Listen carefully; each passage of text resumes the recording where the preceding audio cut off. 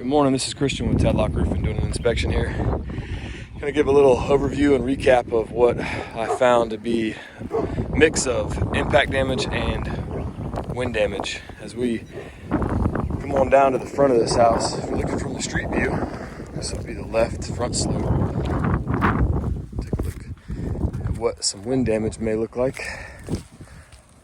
When the shingle loses its adhesive underneath and the nail heads start to hold on to water, and then turn into running into more issues. Now, this roof has a mix of wear and tear in it, and I'll show you some of that in a little bit here shortly. Actually, on this front slope, you can see the shingles wearing through, the fiberglass mat bleeding through. On this other side, you can see some wind damage.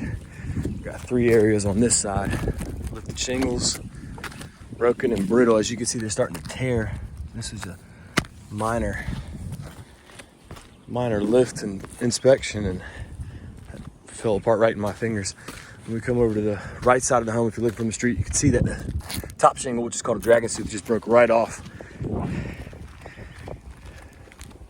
Wear and tear. One thing I do want to say is when the roof does get replaced, get this palm branch, just trim back, because it's starting to do the wear and tear, and that'll avoid any warranty because it's an external force rather than a windstorm or a hail claim, anything that would actually make sense.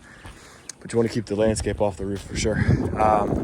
Again, there's minor impact damage. When I was talking about wear and tear earlier, when you go towards this area, you can start seeing just multiple areas scattered throughout the roof that show the roof's age. It shows that the wind damage is here, minimal as well. You know, and it's fairly new. But overall, when we come to the back and see the impact part of things, you are near the golf course. And you can see multiple areas where broken and brittle shingles, rusty nail heads where water's been sitting for some time now. And then you have also, some could be impact from hail, some could be golf balls.